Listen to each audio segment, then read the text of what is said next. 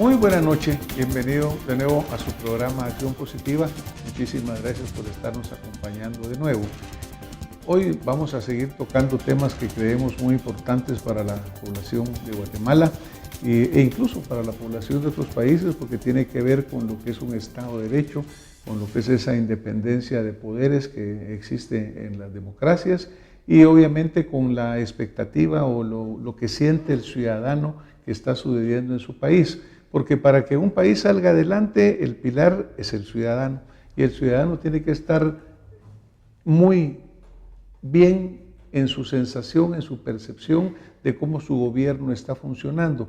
Cuando eso no se da, no se produce en esa forma, obviamente empiezan las grandes inquietudes sociales. En estos momentos obviamente vivimos nosotros inquietudes muy grandes en lo que es la región centroamericana, después de la elección del señor presidente Trump y los cambios en las políticas que él ha estado ya ejecutando desde el primer momento que tomó posesión, que su mandato inició, pues esa inquietud se ha venido produciendo. Es natural, somos países en los cuales muchísimos guatemaltecos centroamericanos migran hacia otros países, particularmente los Estados Unidos. Y viene el hecho pues de que qué va a suceder, cómo van a estar allá nuestros amigos, familiares, conocidos, migrantes, pero también surge el punto de decir, bueno, ¿y qué pasa si el señor presidente Trump aplica todas las cosas como debe ser? ¿Cuál va a ser el impacto en nuestras economías? Entonces ahí tenemos que recordar que donde empieza el problema es acá. Es aquí en nuestros países donde nosotros tenemos que resolver, ver que podamos tener una vida digna acá, que la gente pueda crecer y pueda desarrollarse. Y también recordar que nosotros tenemos que hablar de Centroamérica unida. No podemos vernos como pequeños fragmentos de lo que antes era una sola patria, porque eso obviamente nos lleva por un mal camino. He extendido un poquito más allá y no he presentado a mi invitada de esta noche. Doctora, bienvenida a su programa Acción Positiva. Muchas gracias, doctor, por la invitación. Es un honor para mí estar con usted. Gracias, doctora. La doctora Ilse Álvarez Ortiz es muy conocida, es una profesional que ha tenido una participación muy amplia en diferentes aspectos académicos, sociales, políticos de Guatemala, pero particularmente lo que sé, doctora, es que usted es una ciudadana muy comprometida y muy involucrada con la situación nacional. Eso creo que es lo que debemos todos de ser. Y en este momento, pues, uno de los temas que más está impactando a todos los guatemaltecos es ese desmoronamiento que se está visualizando en nuestro Estado, porque lo que es el Ejecutivo, el Congreso y ahora el organismo judicial están siendo sumamente criticados, visualizados, se están produciendo hechos que han venido a impactarnos muchísimo. Dentro de lo que en este momento está en la actualidad es lo que está sucediendo en la Corte Suprema de Justicia, por el hecho de que la Corte de Constitucionalidad declara que es necesario repetir el proceso de la elección para la presidencia de la Corte Suprema. Para los que somos legos en la materia, nos suena un poquito confuso. ¿Nos podría usted aclarar un poquito, doctora, qué es exactamente la situación que se está produciendo ahí? Sí, muchas gracias por el espacio y la oportunidad. Efectivamente, lo que pasa es que la Corte de Constitucionalidad recibió un amparo de la Fundación MENAMAC. Este amparo fue ingresado, hasta donde yo entiendo, en el mes de septiembre del año pasado, cuando se da el proceso de elección. Recordemos que se llaman a las comisiones de postulación y hay una serie de propuestas. Todos sabemos que hay una parte de un debate que es público, donde yo puedo como ciudadano manifestar tachas sobre un profesional y decir por qué yo considero que no es idóneo. Y también se habla mucho de la honorabilidad, que es altamente cuestionada en el momento de la selección. La honorabilidad dentro del proceso no tiene valoración porque uno es o no es honorable y eso no tiene una ponderación. Sin embargo, es obligatorio, de acuerdo a las sentencias de la Corte de Constitucionalidad, manifestar si se considera que la persona es o no es honorable. Dentro de este proceso, como existe el derecho de defensa, si un profesional que se ha postulado encuentra una tacha de algún ciudadano, alguna organización de derechos humanos, de las que trabajan también temas de justicia, se le da el derecho de defenderse y presentar sus pruebas de descargo.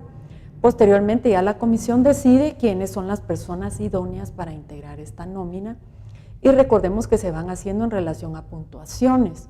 También hemos visto que estas puntuaciones que van en relación también al tema de cuántas especialidades yo tengo, si he sido profesor universitario, si tengo experiencia judicial o no, que este ha sido otro cuestionamiento: ¿deberían los magistrados de la Corte Suprema solamente tener experiencia de jueces o deberían haber probado qué es estar del otro lado de los abogados litigantes? ¿Y qué pasa uno de penas cuando un juez tiene un criterio que uno considera no apegado a derecho y le rechazan sus peticiones? Es decir, la experiencia profesional tanto dentro como del fuero judicial. Se van ponderando las notas y al final esta comisión de postulación llega a un número mágico de 26, que son los que integran la nómina que pasa al Congreso de la República, el cual también tiene un papel preponderante, porque primero va eligiendo en orden el número de vocalías de acuerdo a la puntuación y los votos que los magistrados van obteniendo. Y en este caso, la actual expresidenta o presidenta todavía en funciones de la Corte es la vocal primero, precisamente porque fue la que obtuvo las votaciones en primer lugar y las puntuaciones o los votos suficientes para entrar primero en esta nómina de 13. Después es importante mencionar que cuando ya se integra esta nómina y pasa el proceso de elección, la Fundación Mirna Mac acusa que pues ha habido errores y han habido compadrazgos, dice que los procesos no han sido transparentes, pero también lo han hecho como Acción Ciudadana y otras organizaciones de derechos que velan por la justicia, alegatos en relación a que estas comisiones fueron de alguna manera orientadas para que quedaran ciertos magistrados con ciertas preferencias o ciertas inclinaciones.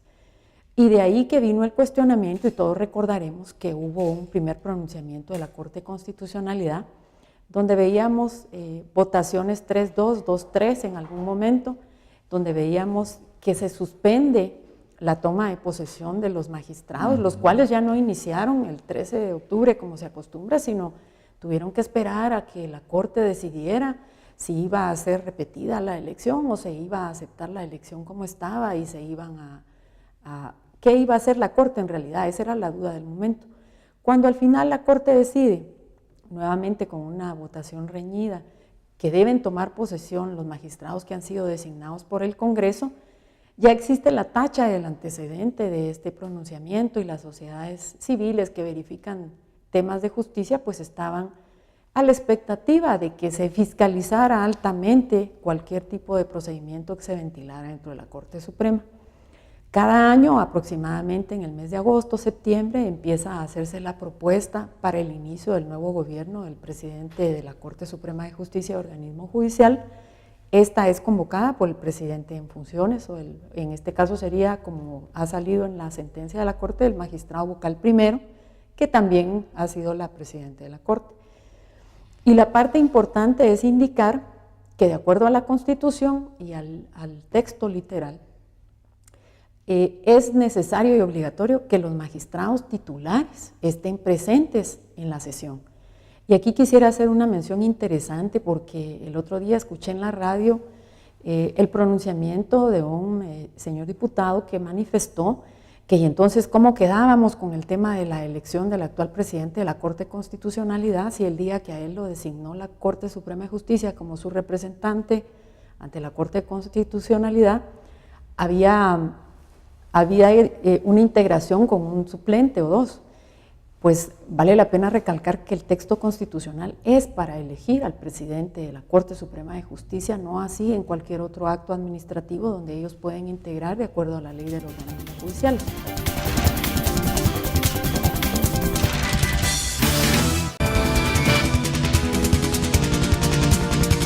Vale la pena recalcar que el texto constitucional es para elegir al presidente de la Corte Suprema de Justicia, no así en cualquier otro acto administrativo donde ellos pueden integrar de acuerdo a la ley del organismo judicial. También es importante mencionar que el proceso cuestionado es el proceso de la elección del actual presidente de Corte Suprema de Justicia.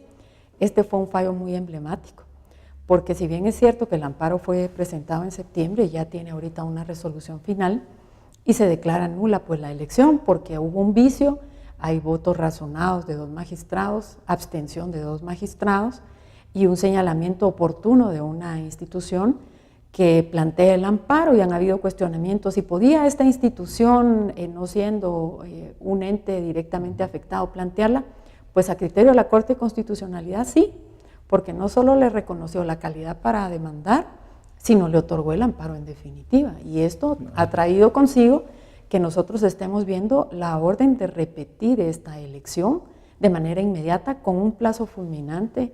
Creo que son 48 horas o 2 días, porque no sé exactamente cómo se fijó, pero efectivamente es a partir del que la actual presidenta reciba la notificación de la aclaración y ampliación, que fue también muy oportuna, porque aclara que el periodo de la presidencia es para completar hasta el 13 de octubre de este año, no va a ser un año nuevo y completo, sino es para completar el proceso.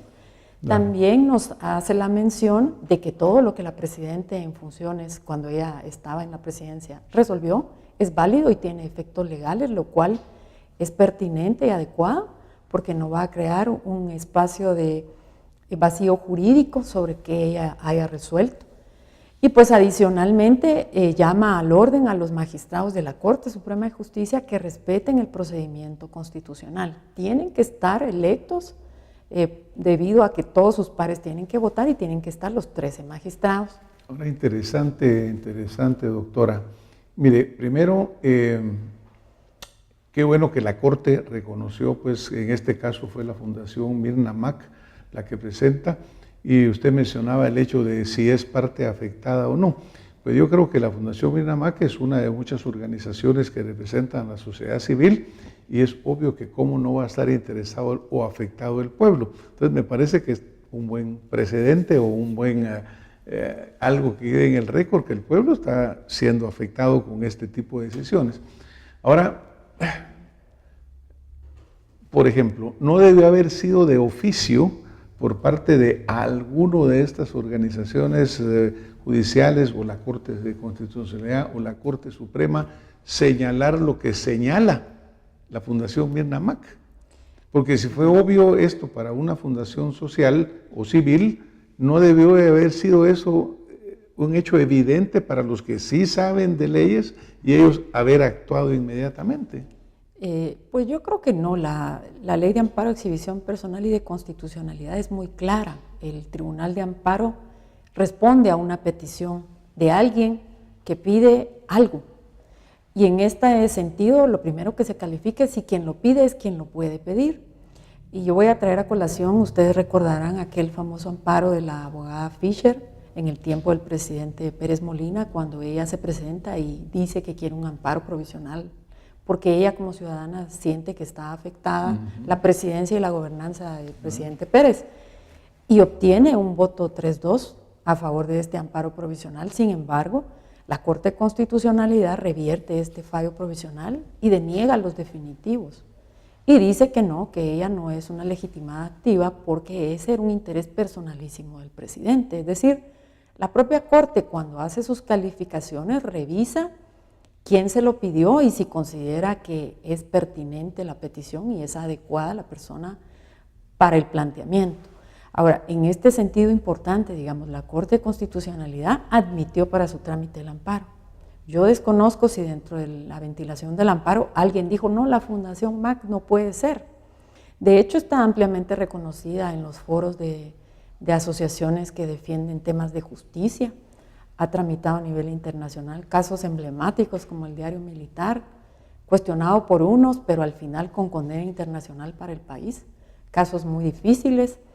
Ha ventilado otros casos, otras investigaciones en materia judicial. Es decir, es una fundación que su principal función día a día es verificar por la correcta aplicación de la justicia.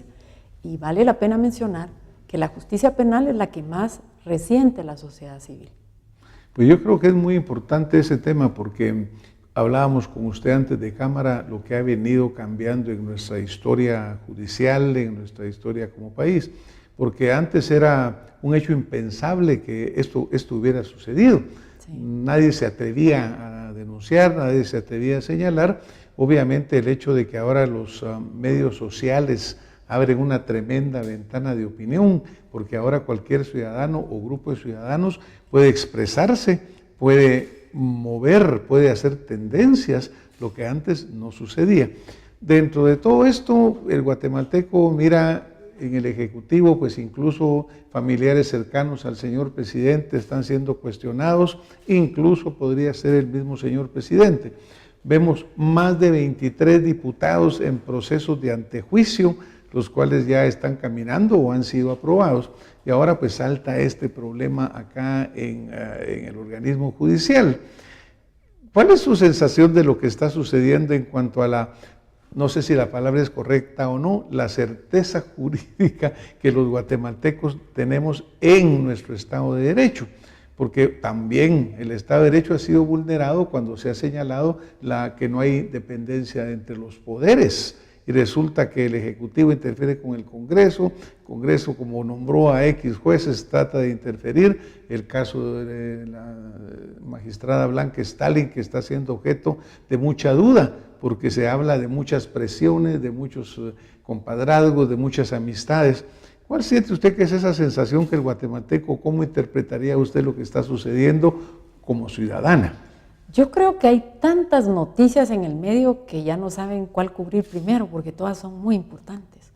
Por ejemplo, a la señora Stalin y le quitan su inmunidad para que sea juzgada como un ciudadano normal.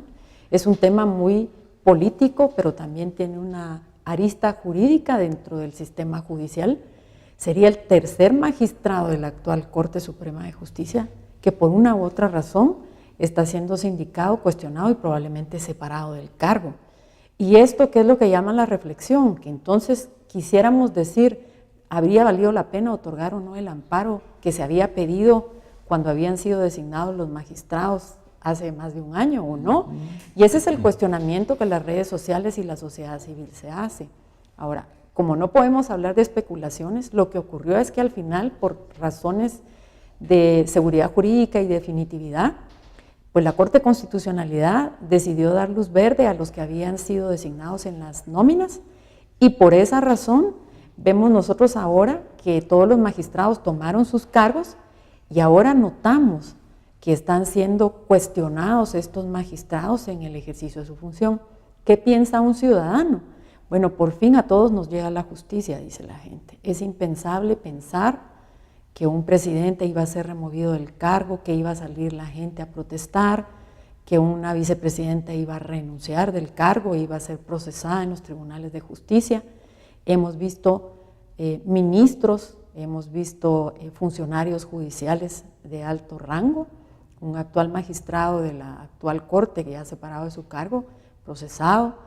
Entonces estamos viendo que la justicia ya no se le esconde a ningún ciudadano, ni a ninguna persona, ni que sea funcionario de gobierno, ni que sea empresario, ni la persona más sencilla.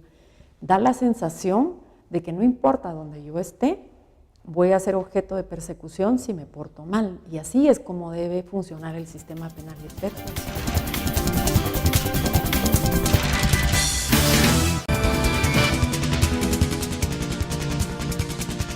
Voy a ser objeto de persecución si me porto mal. Y así es como debe funcionar el sistema penal de persuasión.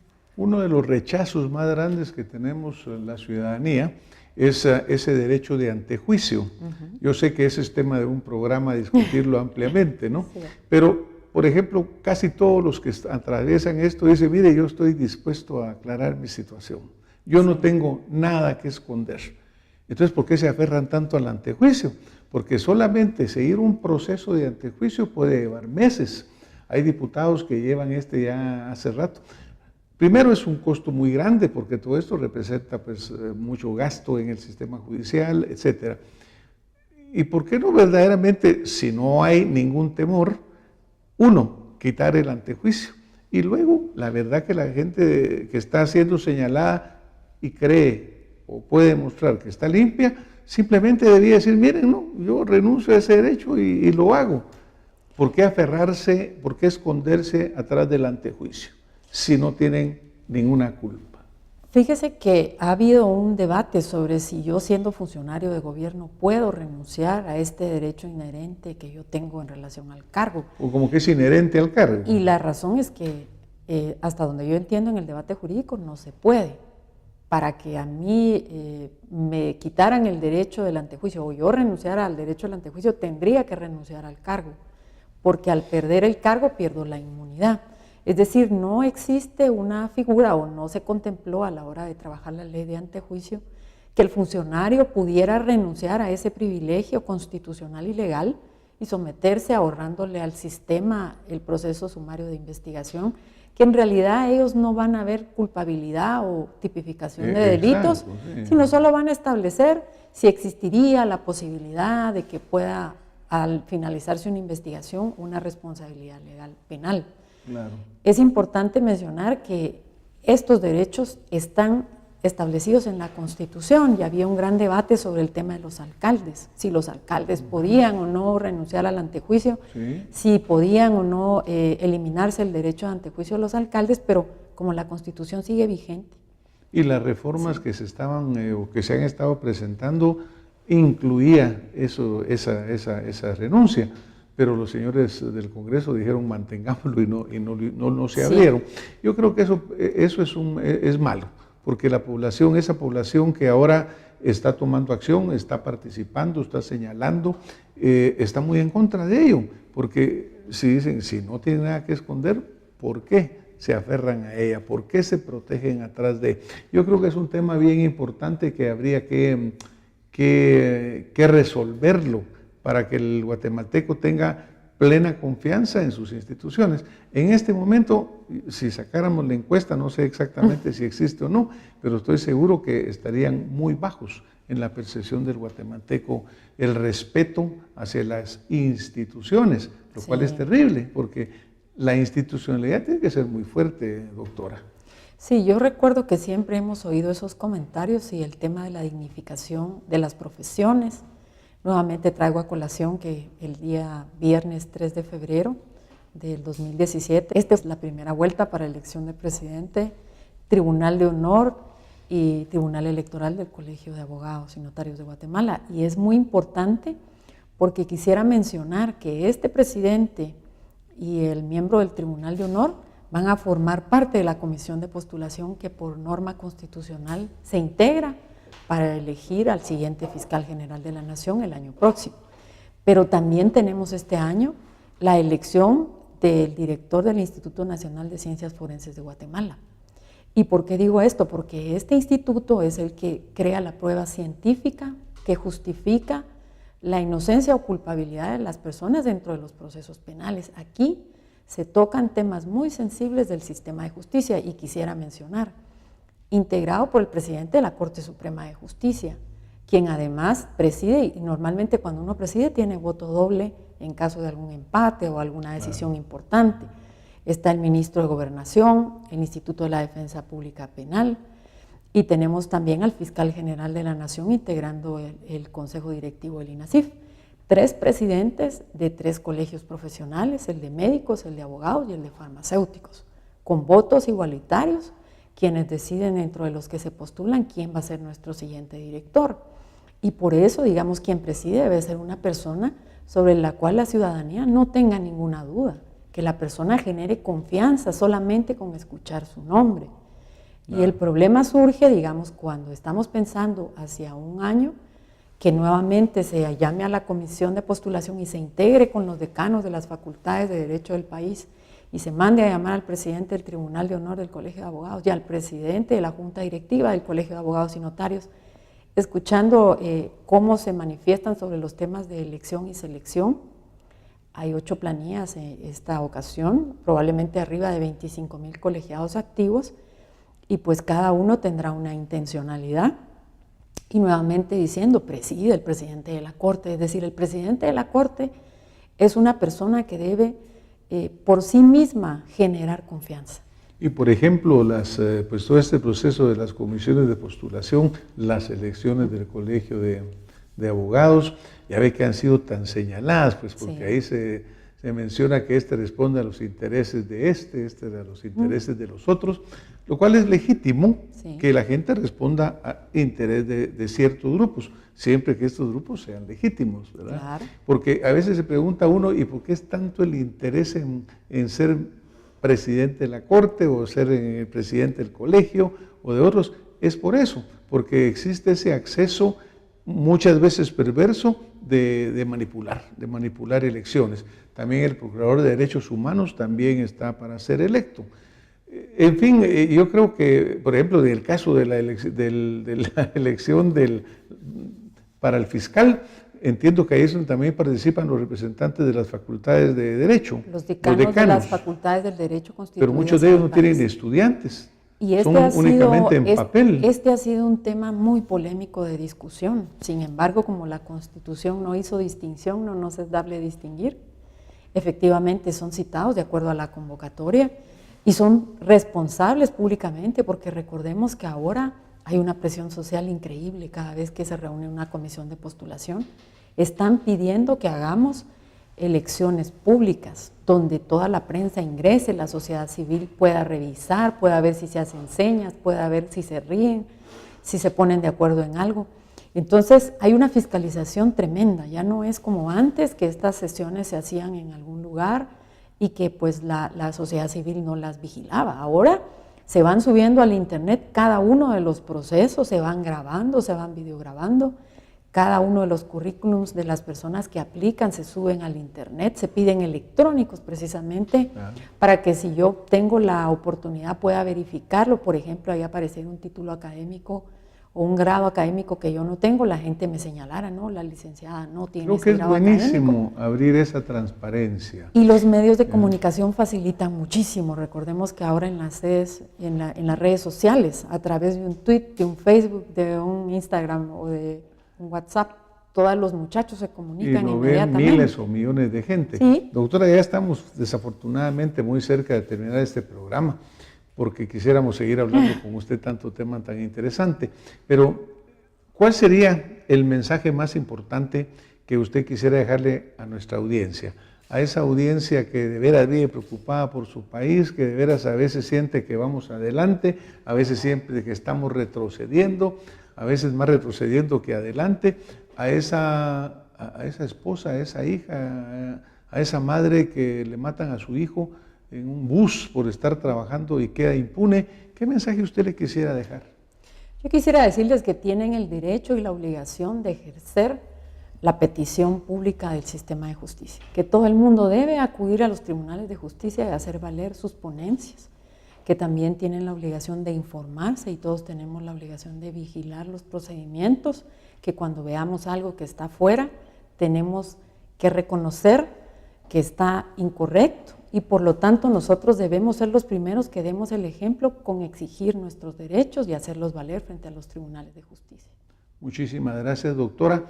Yo solo puedo agregar acá que nosotros como ciudadanos tenemos que verdaderamente, y usando un término muy chapín, remecer lo que está sucediendo en nuestro país. Verdaderamente tenemos que sacudir al Estado, al Ejecutivo, al Legislativo, al Judicial, porque esas instituciones deben de ser la piedra fundamental del Estado de Derecho en el cual los guatemaltecos podamos vivir mejor. Pero es nuestra obligación exigir que estas personas que ocupan puestos ahí, ocupan cargos, verdaderamente cumplan con toda decencia, honestidad, idoneidad sus funciones. Doctora, nos tenemos que ir. Muchísimas gracias por haber estado con nosotros esta noche. Y a ustedes que nos han acompañado, muchas gracias y nos vemos la próxima semana con más Acción Positiva. Muy buenas noches.